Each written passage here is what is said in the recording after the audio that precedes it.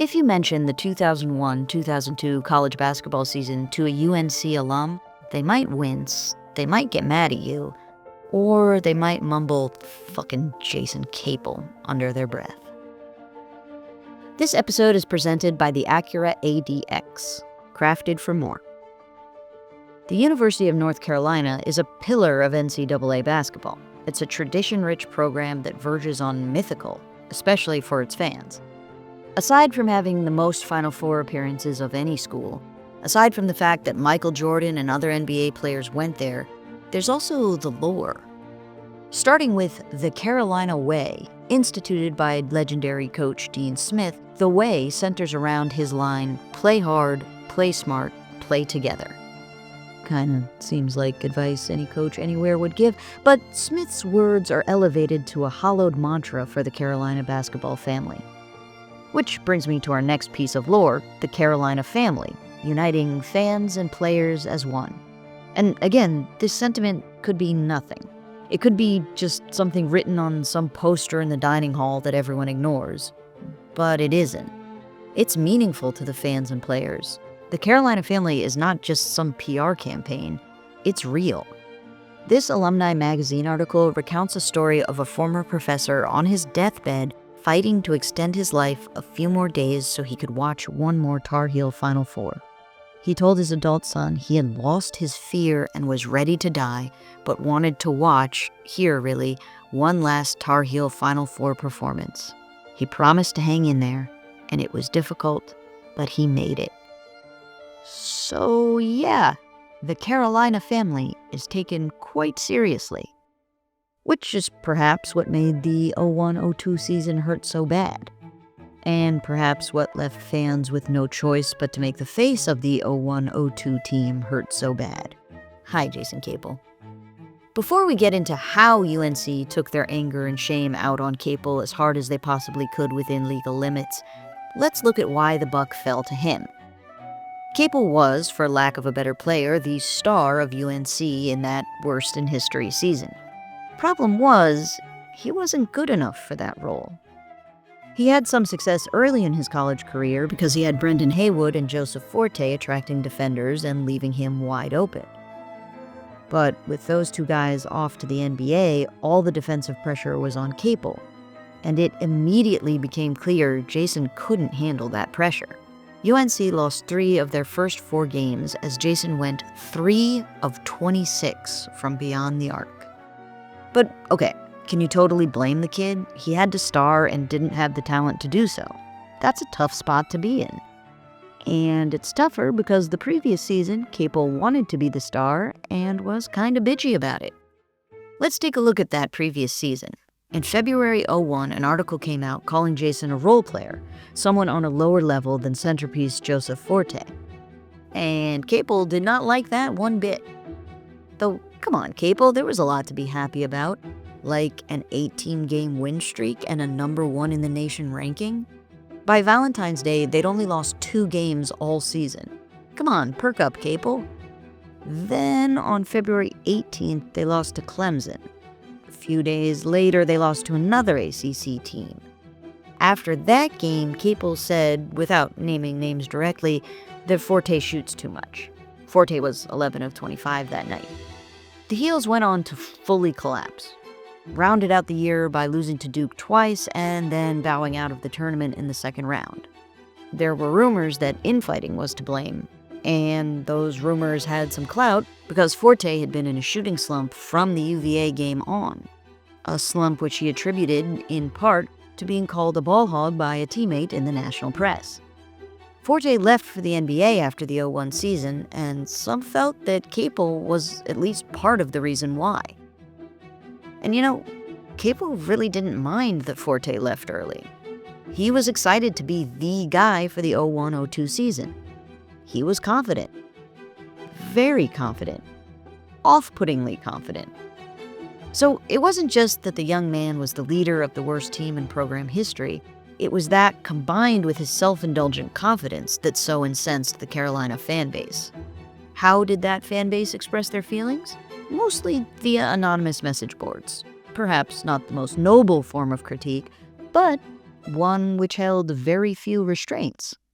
The internet has been scrubbed of these message boards. I'm not saying it was because of the content, but the content was pretty bad from the circumstantial evidence I was able to collect. Let's get into it. After starting the season 1-4, Capel told the press he was looking forward to their first away game because he wanted to get away from his home crowd's negativity. Now, I would think it would take a lot of negativity to turn on your home crowd like that. The boards definitely said the team was better off when Capel was out with a concussion, which, alright, isn't that bad. But this implies things got far worse. This statement is from the anonymous message board moderator, who felt shame for years. And I also found this. Jason's brother, Jeff, an assistant coach at Virginia Commonwealth University, joined the conversation to defend his brother. A working assistant coach could not hold himself back. How I wish I could find the post he was responding to. Now, I was able to find some message board posts about Jason in 2009. There were basically 3 areas of attack. 1, Jason Capel resembled the shoe bomber, the failed terrorist of '01 and the reason we have to take our shoes off at airport security. Second line of attack was Capel's self-indulgent celebration of throwing up antlers on his forehead. One incident in particular stood out. He threw them up after hitting a 3 when UNC was down 25 to Maryland. And the third line of attack, his propensity to pump fake. So I think it's fair to assume these were likely the themes of the '02 message boards, since they lingered all the way to 2009. Wait, why were Carolina message boards even talking about him 7 years later? Well, because in '09, Jason's brother Jeff was coaching the Oklahoma Sooners in an Elite 8 game against UNC. And Jason was very diplomatic, said nice things about both teams. He clearly knew how to not ruffle feathers, but then he chose to grab the chicken and fuck up its feathers. Why be upfront about it? Obviously? Come on, man. You knew the UNC family wasn't going to take that quietly sitting down in the bleachers next to a former player in an Oklahoma shirt. According to a local paper, fans ribbed him during the Sooners game. But according to Jeff Capel, the treatment by UNC fans was far, far worse, and actually partly justified Jason being salty 14 years later. And the Carolina fans were pretty shitty towards him, excuse my language, but pretty nasty. That's right, this is a press conference 14 years after that Elite 8 game. Why is his brother talking about ancient history? Well, because 1, this is one of those deep cuts of beef. 2, Jeff was the head coach of Pitt, an occasional UNC opponent, and he had hired his little bro as an assistant coach. And 3, there was an incident. Well, 2 incidents, really. In 2022, Pitt pulled off a surprise victory in the Dean Smith Center, and on his way to the tunnel, Jason Capel screamed something at the fans about the team being soft. In the same building, he led the team to an 8-20 record.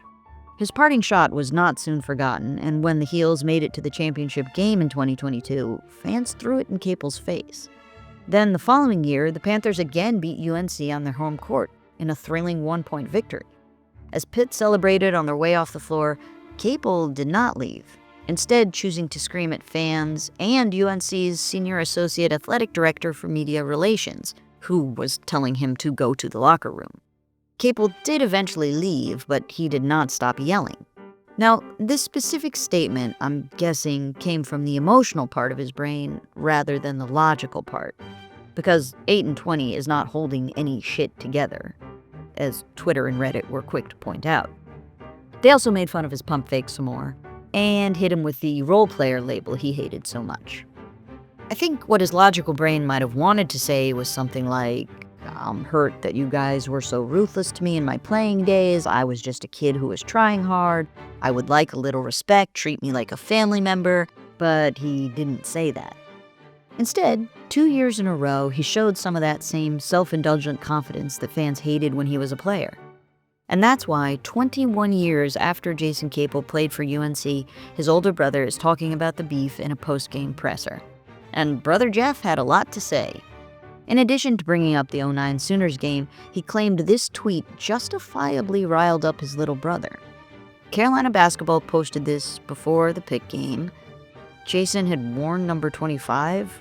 This kid who wore 25 didn't play that much, and his tongue was out.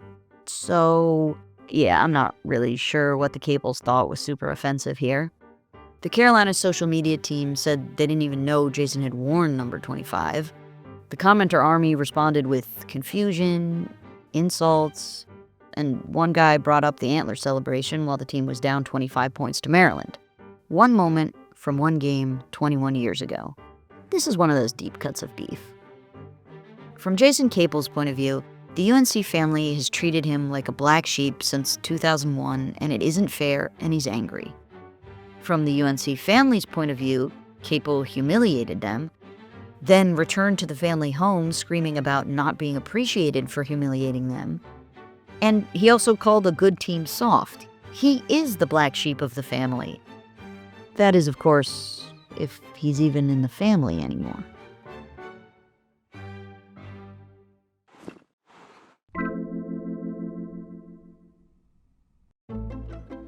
Hey, it's Clara. It's been Clara the whole time.